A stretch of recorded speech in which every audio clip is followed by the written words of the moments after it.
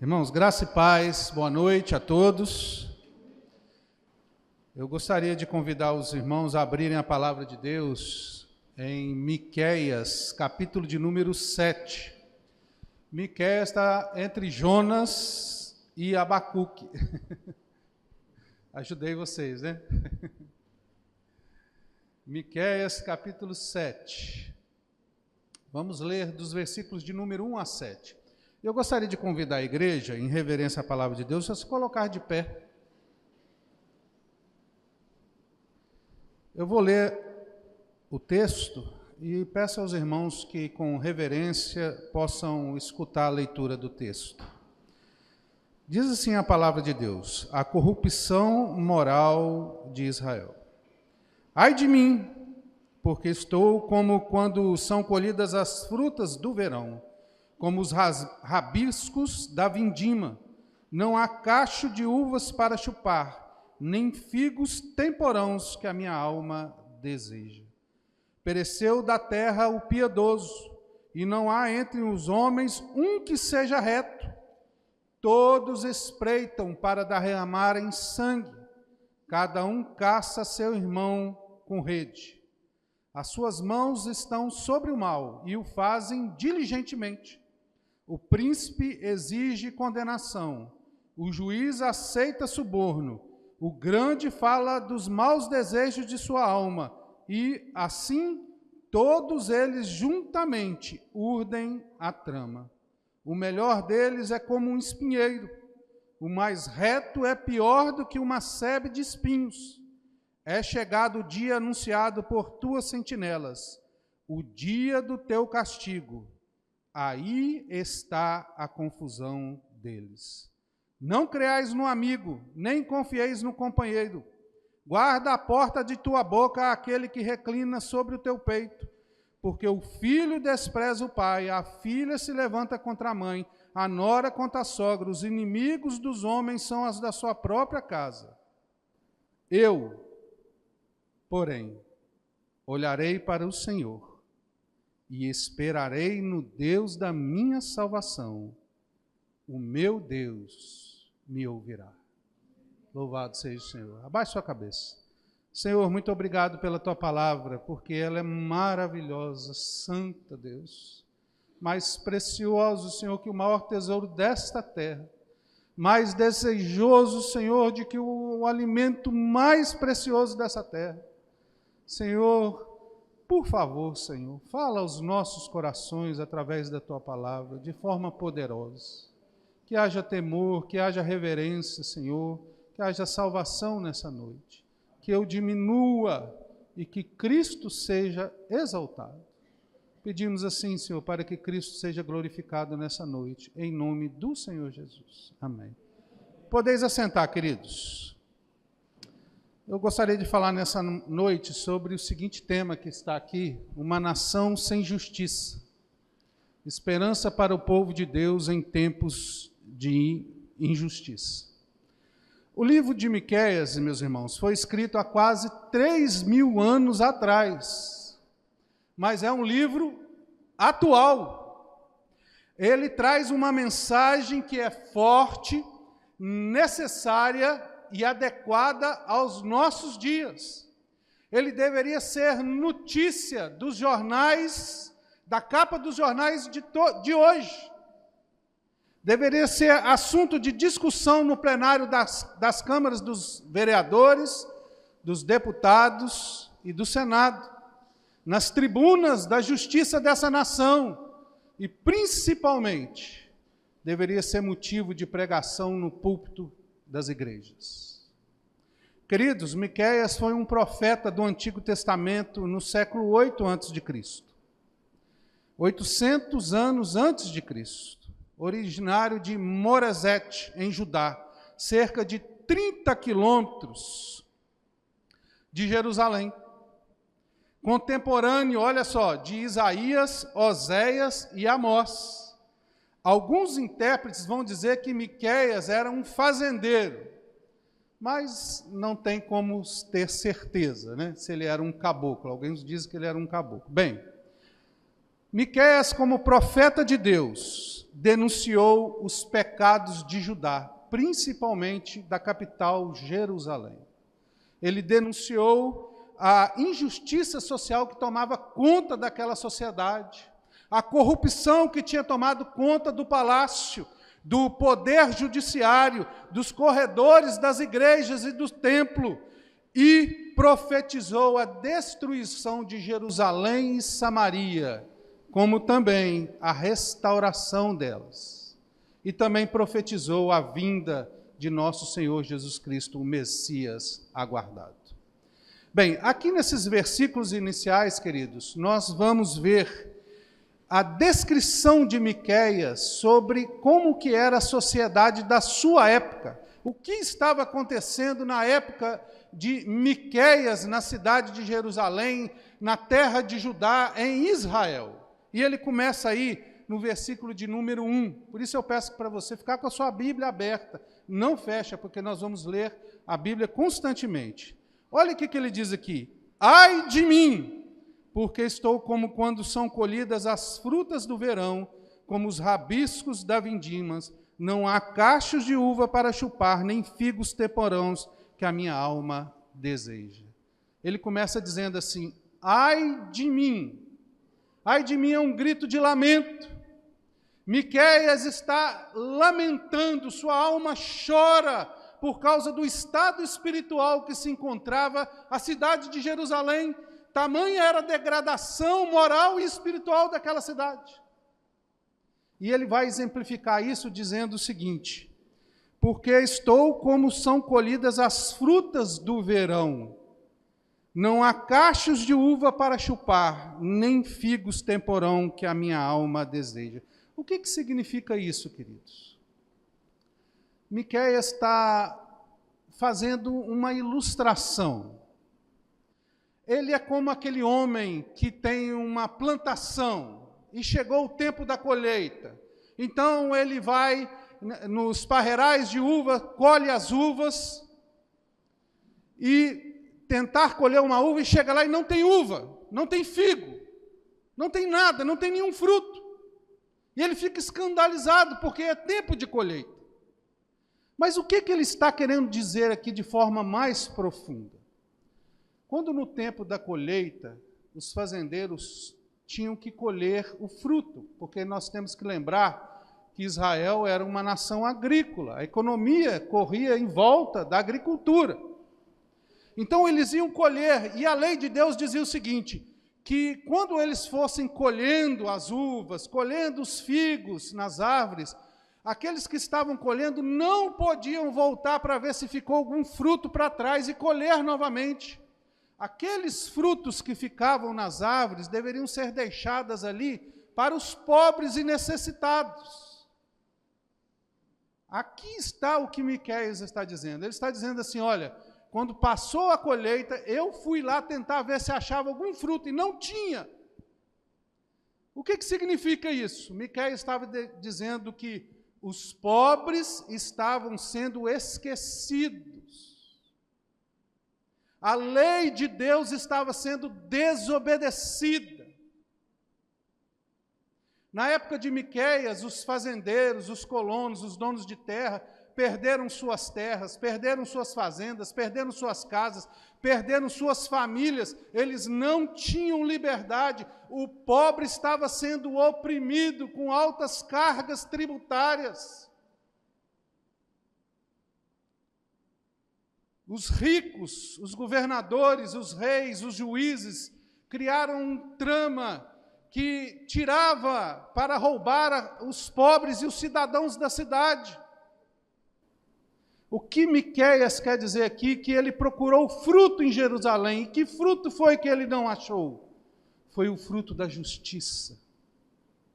Não havia a justiça de Deus em Jerusalém.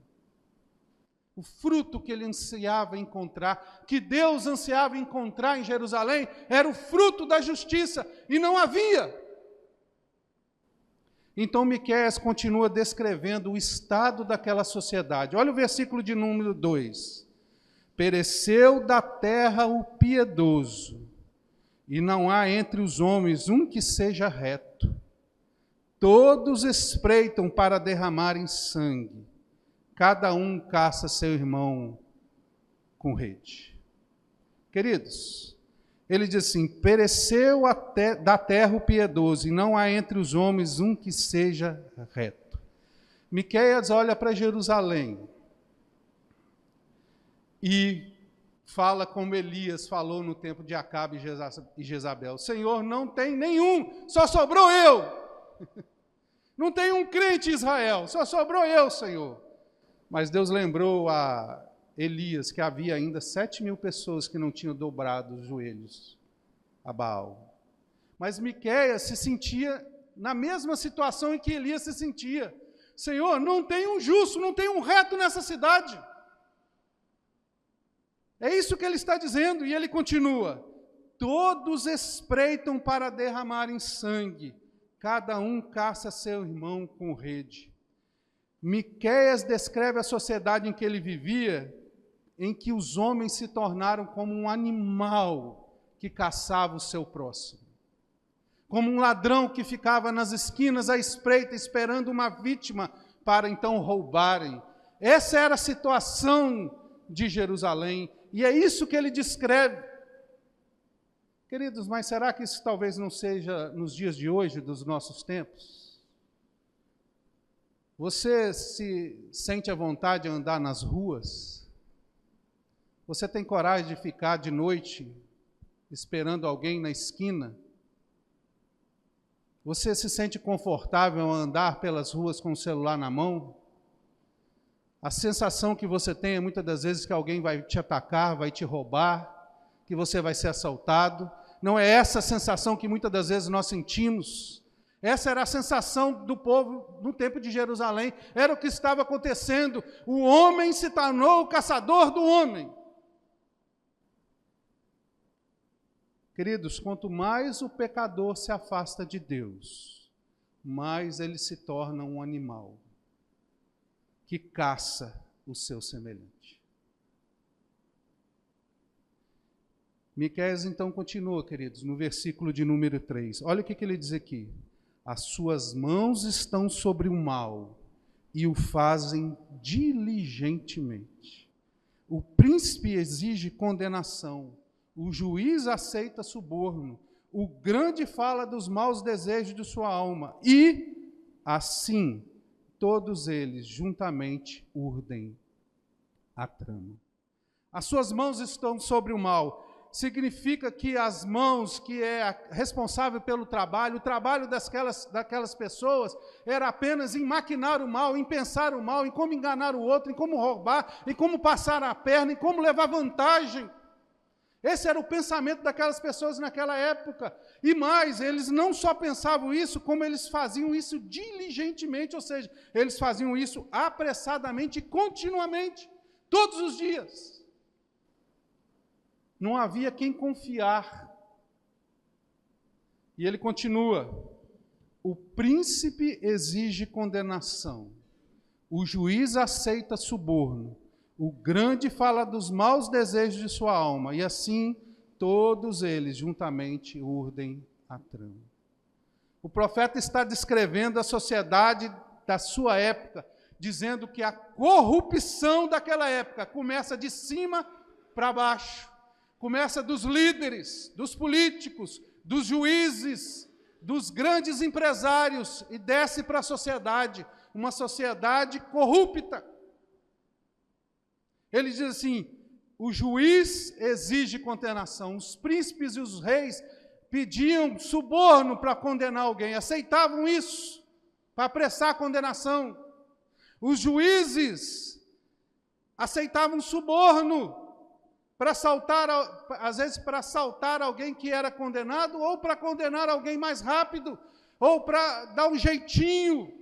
Eram juízes que aceitavam suborno. Os grandes falavam dos maus desejos da sua alma. Eram os grandes empresários, os grandes banqueiros, os bilionários. Eles tramavam: como é que nós vamos ganhar mais dinheiro? Como é que nós vamos fazer para tirar mais dinheiro do povo? Como é que nós vamos criar mais impostos, mais mecanismos de arrancar dinheiro do povo? era assim naquela época.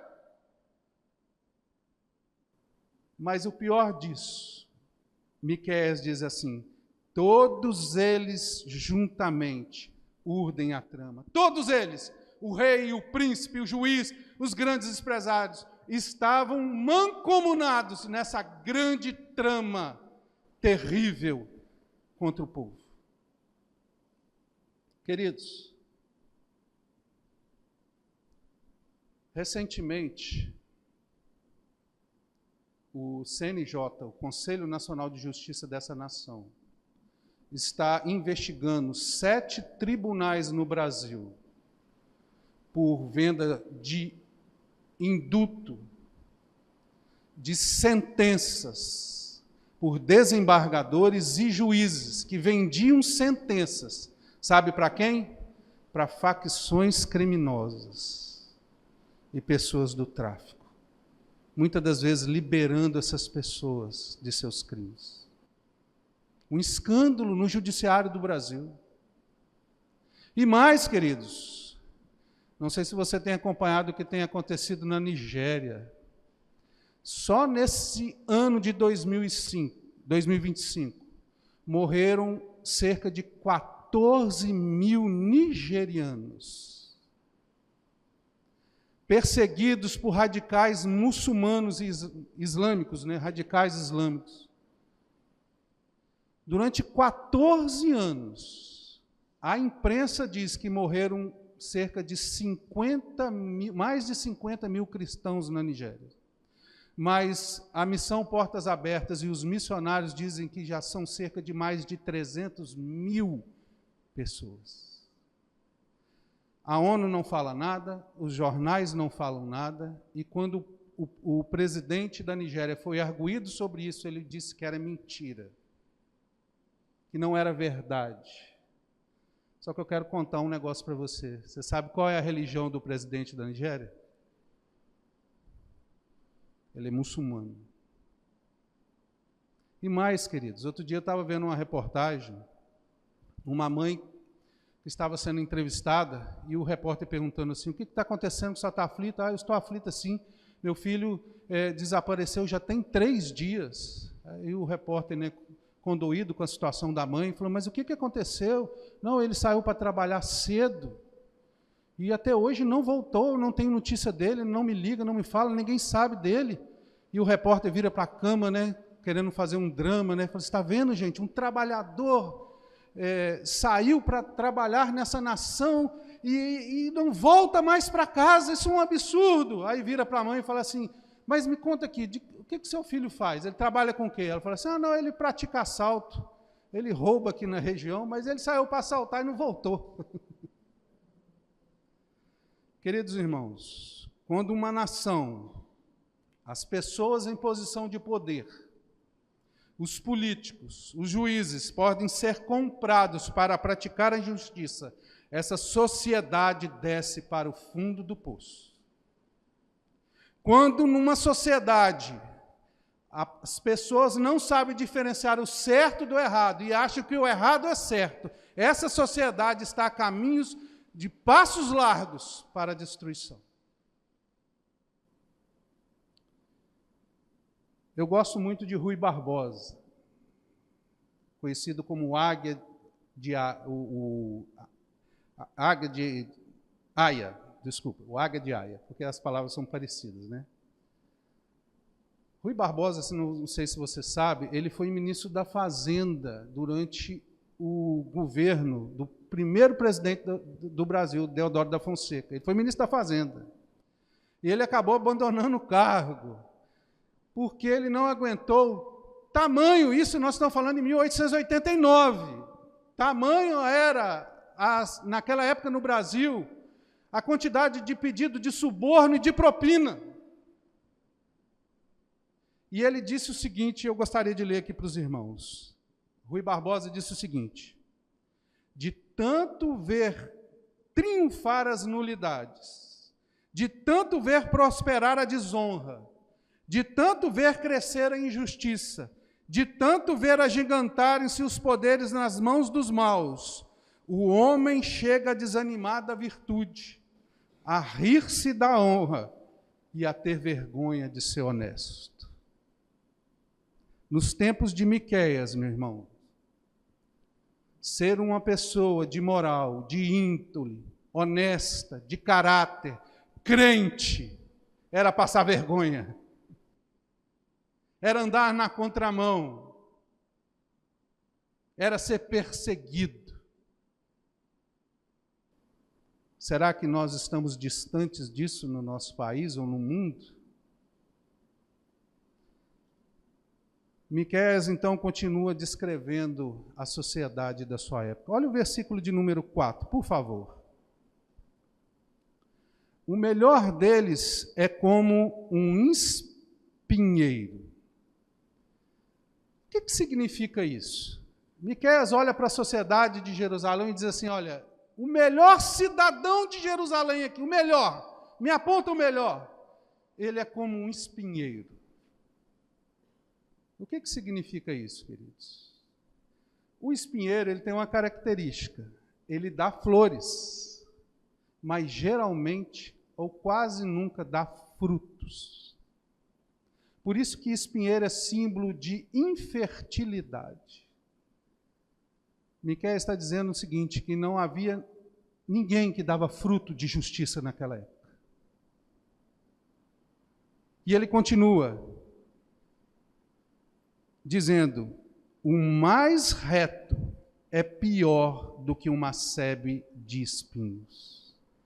Sebe, irmãos, é uma cerca. Ele está dizendo assim que aquele que é reto, que seria aquele que era para promover a justiça, ele é como uma cerca de espinhos. Ele impede que a justiça seja feita.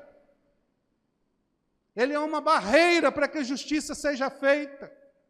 Ele não permite que a justiça seja feita. É isso que ele está dizendo. Não só não praticam a justiça, como eles impedem que a justiça seja feita.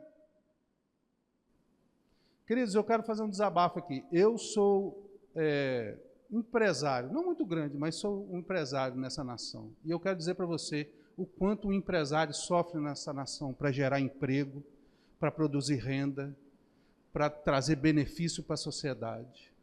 Quantas e quantas vezes eu fui tratado eu me sentia como um ladrão,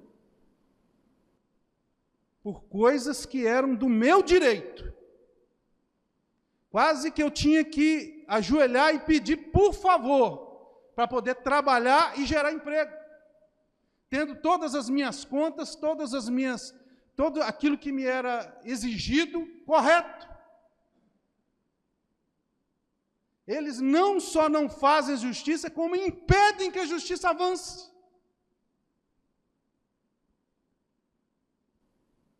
Queridos, então Miqueias conclui sua fala. É chegado o dia anunciado por tuas sentinelas, o dia do teu castigo. Aí está a confusão deles. O que ele está dizendo aí? É chegado aquele dia que os profetas falaram, arrependam-se, porque senão o juízo de Deus vai vir. E Miqueias está dizendo, está chegando Jerusalém, o juízo de Deus está chegando sobre vocês. Sabe por quê? Porque o espinheiro tem uma característica muito particular, ele pega fogo muito fácil. É isso que Miqueias está dizendo. O fogo da justiça de Deus está vindo. E aquela nação precisa se arrepender. Queridos, eu não sei de quantos de vocês aqui se lembram do Chico Anísio. Eu acho que vocês devem se lembrar de um personagem que ele tinha chamado Justo Veríssimo. Vocês lembram desse personagem? Era um deputado, um político.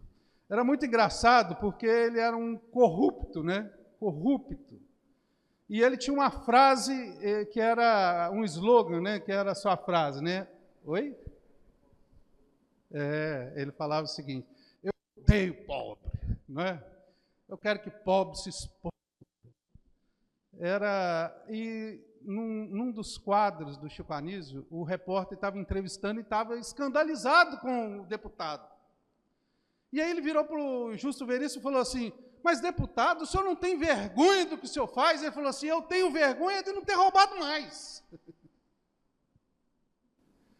Queridos, às vezes o pecador, ele não apenas ama o seu pecado, sente orgulho do seu pecado, mas ele não se arrepende do seu pecado. E é isso que Miqueias está dizendo aqui, arrependam-se, porque o juízo de Deus está chegando. Queridos, é lógico que nós temos que saber diferenciar, como Miqueias, como Elias no tempo de Acabe, quando disse que não tem ninguém e tinha 7.000 ainda justos, quando nós dizemos que de políticos corruptos, governadores, autoridades, empresários, é lógico que nós não estamos dizendo que são todos, mas que esses acabam fazendo muito barulho. E nós temos que ter esse discernimento. Há muito político correto, honesto, muito empresário correto, honesto, e nós temos que saber diferenciar isso. Mas isso não nos exime de denunciarmos o pecado. Então, ele vai dizer uma coisa interessante. Aí está a confusão deles. O que Miqueias quer dizer? Depois de dizer que aquela sociedade era corrupta, que eles não se arrependiam dos seus pecados, ele diz, o juízo de Deus está vindo. E ele fala assim, aí está a confusão deles. Sabe o que ele está dizendo? Que aquela sociedade se tornou confusa. Confusa. Eles não sabiam discernir o certo do errado. Eles não conseguiam ver o mal na cara deles. A sociedade se tornou de uma degradação moral e espiritual terrível. E eles não enxergavam isso. Estavam confusos. E quando nós olhamos para a nossa sociedade, irmãos, as pessoas estão ficando, parece que cada vez mais imorais, mais libertinas, mais egoístas, mais sem compaixão, e eu posso dizer que até mais loucas. Queridos, quando você olha a festa, que é a maior festa do nosso país, que é o carnaval parece uma orgia a céu aberto. Nós vemos homens querendo ser mulher, mulher querendo ser homem, pessoas dizendo que pedofilia é algo normal, é uma forma de amor, pessoas dizendo que aborto é algo que deve ser praticado e que quem fala sobre aborto são pessoas sábias, intelectuais e benquistas, pessoas que dizem que deve legalizar as drogas e falam isso dos palanques da política. Queridos, o mundo está enlouquecendo. Era assim no tempo de Miqueias. Miqueias viu a sociedade de Jerusalém e disse, aí está a desgraça deles. Estão ficando loucos. Então ele continua, queridos, descrevendo a realidade de Jerusalém. Olha o versículo 5 e 6, por favor. Eu vou pedir para vocês lerem para mim. Leiam para mim os versículos de número 5 e 6, todos em uma voz bem audível. 5 e 6, por favor. Não creais comigo, nem confieis com ele. Guarda a porta da tua boca, aquela que reclina sobre o teu peito. Porque o filho despreza o pai, a filha se levanta contra a mãe, a nora contra a sogra, e os inimigos do homem são da sua própria casa. Queridos, nesse versículo, Miqueias descreve o fundo do poço que a sociedade chegou. Aquele, como nós dizemos, o nosso lar é o nosso palácio, onde nós podemos descansar. Não havia descanso. O lar se tornou um lugar de desconfiança. Aquela que era sua companheira, o seu companheiro, no qual você poderia abrir seu coração, você não pode abrir mais, porque ela se tornou seu inimigo. E ele continua dizendo, o lar se transformou em uma cova de serpentes. Os filhos zombam dos pais, as filhas levantam sua mão contra as mães, noram, tramam contra as sogras. Miqueias resume tudo isso dizendo: os inimigos dos homens são os da sua própria casa. Que terrível o estado que chegou Jerusalém. Não havia em quem confiar. O mal tomou conta da sociedade, a ponto de que aquele que nós deveríamos confiar, nós não podemos confiar mais. Você acha que isso está longe, queridos? Você acha que isso está longe dos dias de hoje? Você sabe que num país muçulmano, quando um filho ou alguém da família converte, e se alguém da família ficar sabendo, ele é entregado. E muitas das vezes condenado à morte por ter convertido ao cristianismo. Na China, as crianças são treinadas e educadas a denunciarem os pais que falam mal do governo. Porque eu não sei se você sabe, a China é uma ditadura comunista. Com um governo comunista, mas com um sistema econômico capitalista. E sabe o que acontece com esses pais? Vão para as minas de carvão para trabalhar para o governo. Você acha que nós estamos longe desses tempos? Queridos, diante desse quadro que Miqueias descreve para nós, desse cenário de tintas borradas, de tristeza, de desânimo, de falta de esperança, nós olhamos para esse quadro e o que nós podemos dizer diante disso tudo? Miqueias vai nos ensinar o que nós, como cristãos, devemos fazer diante de uma sociedade injusta, de um mundo injusto. Em primeiro lugar, está no versículo de número 7. Olha aí para mim. Eu, porém, olharei para o Senhor e esperarei no Deus da minha salvação. O meu Deus me ouvirá. O que nós devemos fazer, irmãos, diante desse quadro terrível de injustiça? Miqueias disse: olhe para Deus.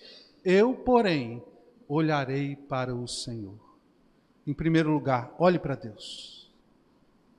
Queridos, quando o profeta olha para Jerusalém, a sua alma diz: ai de mim! Ele lamenta, ele desanima.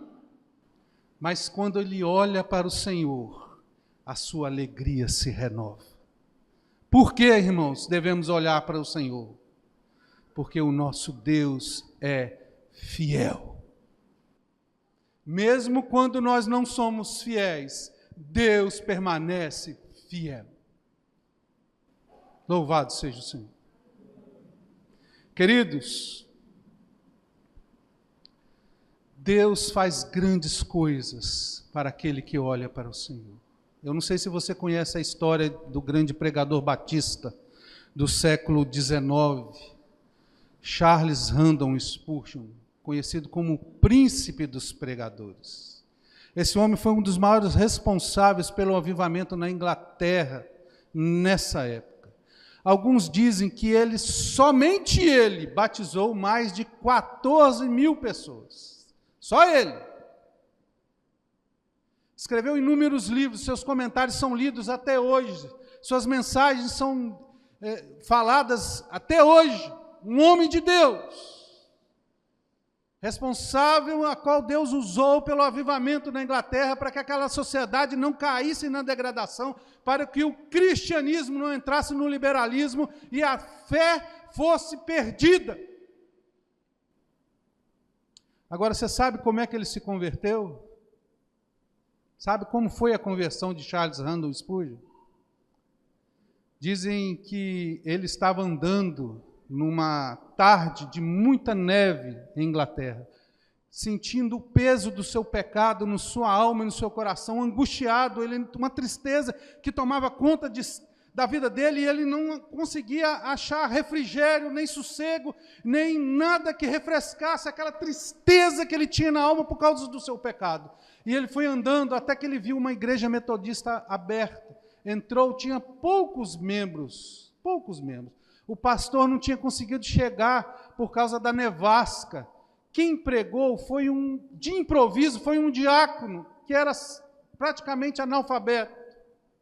E o texto que ele leu foi Isaías 45, 22. Spurgeon sentado no banco, o diácono leu: olhai para mim e sereis salvos, vós, todos os termos da terra, porque eu sou Deus e não há outro.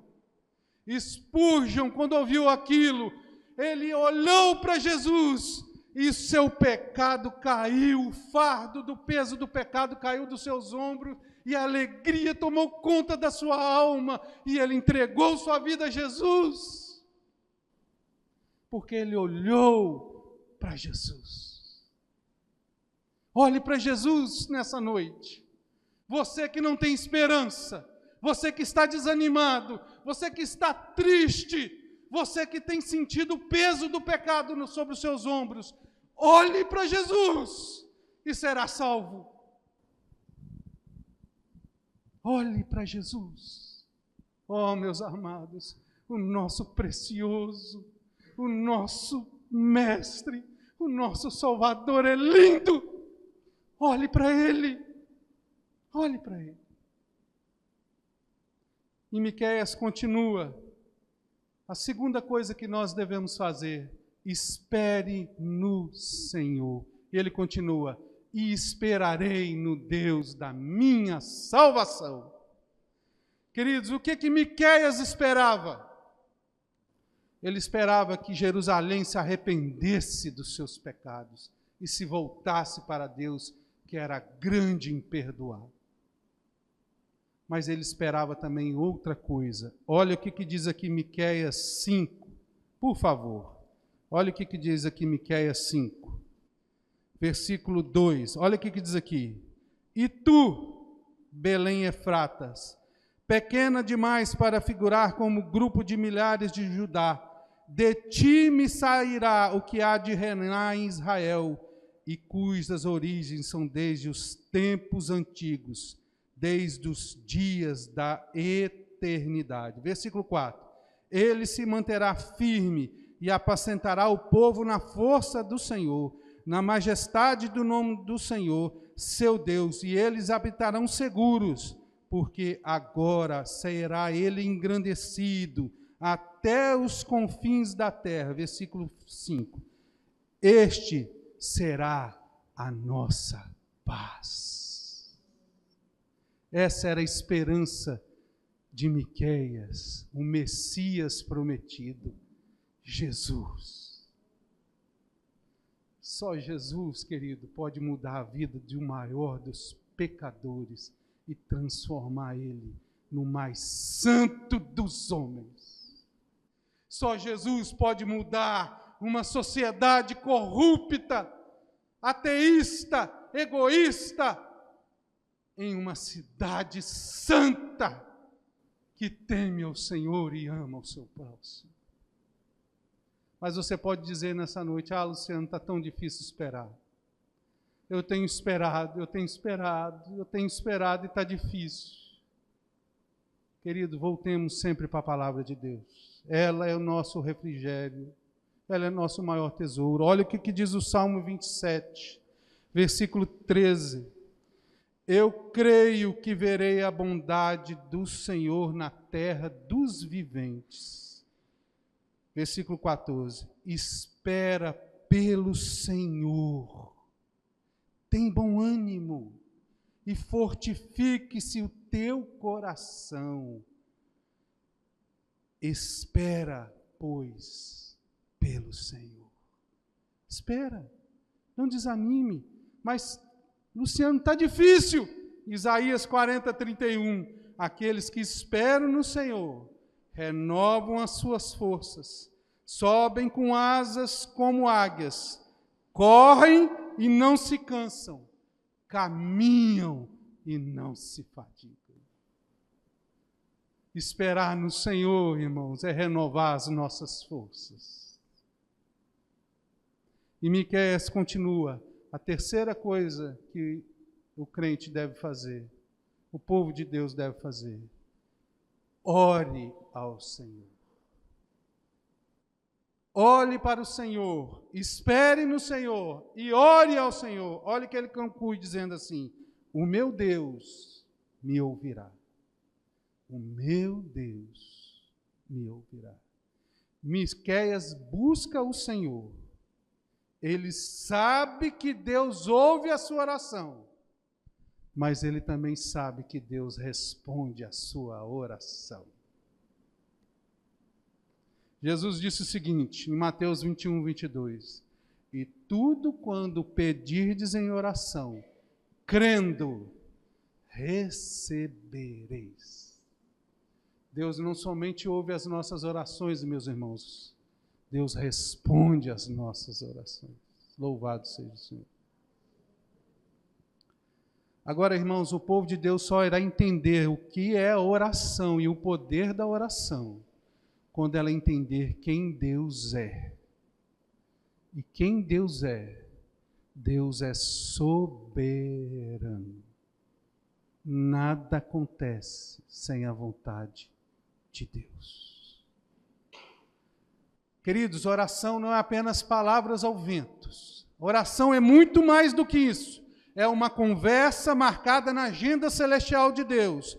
Oração é conhecer a Deus e ser conhecido por Ele. Oração é a maior manifestação de que você é filho de Deus, porque Deus colocou em você o Espírito do seu Filho que clama, Abba, Pai. O não crente não ora, o não crente não sabe orar, mas o crente, o Filho de Deus, ora, e ora muito. Mas oração também, irmãos, acima de tudo e além disso, oração é a maior arma que o crente pode ter.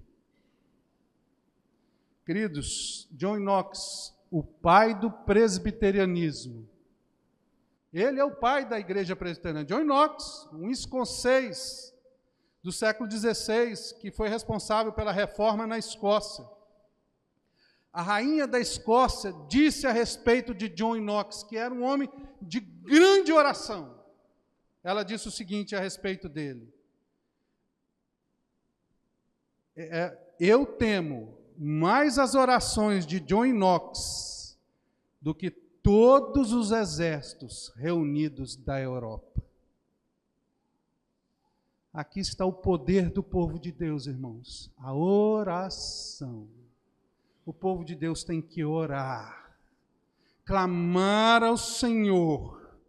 Nós temos a maior arma que esse mundo tem, que é a oração. A igreja não deve só denunciar o pecado, mas também deve orar contra o pecado e clamar que Deus traga juízo sobre o mal, a injustiça e a impunidade.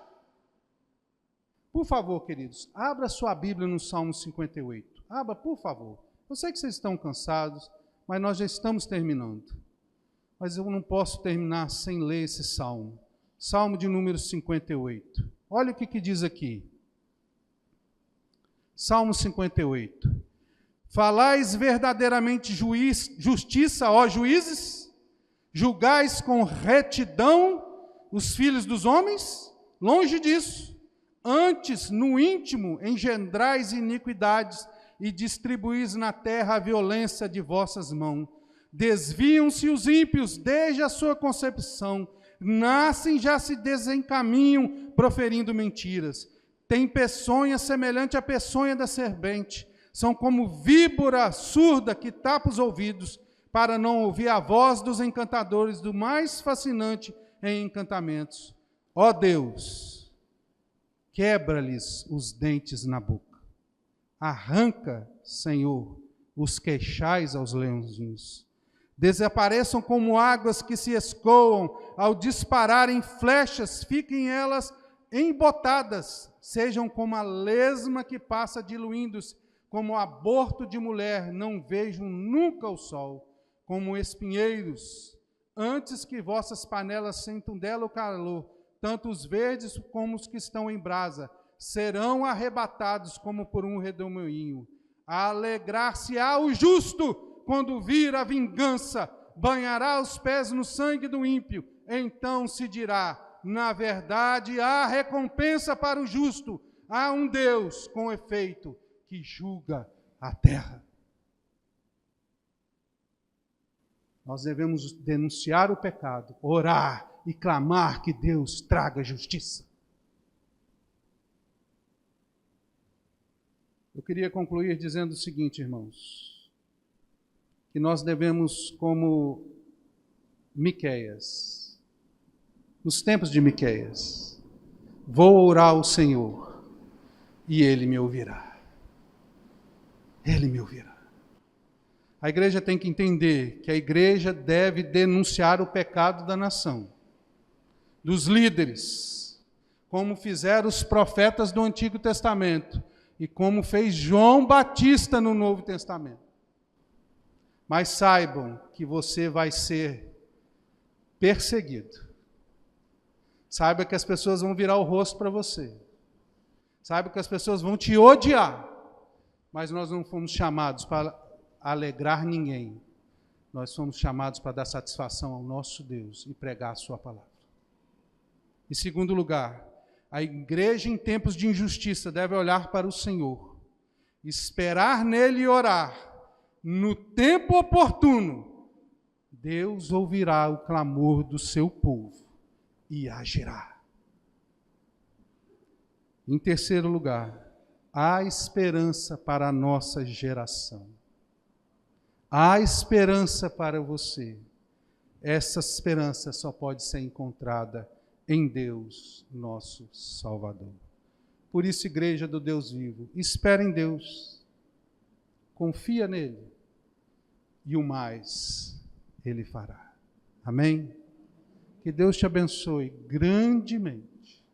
E eu gostaria que você abaixasse sua cabeça nesse momento, para que nós possamos fazer uma oração de clamor ao Senhor. Senhor, tem misericórdia da sua igreja. Porque, Senhor, se o Senhor pesou a mão sobre Jerusalém, que dirá o Senhor fará com a tua igreja, se ela não for santa? Que a tua igreja seja santa em primeiro lugar, para que ela possa ser luz neste mundo. Por isso, Senhor, abençoa a tua igreja. Coloca no coração de cada um aqui, Senhor, o temor do Senhor. Por favor, Senhor, ajuda-nos nesses dias difíceis. Faça justiça, porque o Senhor é o juiz de toda a terra. E, Senhor, consola o coração dos aflitos. Não deixe de modo nenhum, Senhor, a esperança se apagar. Pedimos assim, Senhor, em nome de Jesus. Amém.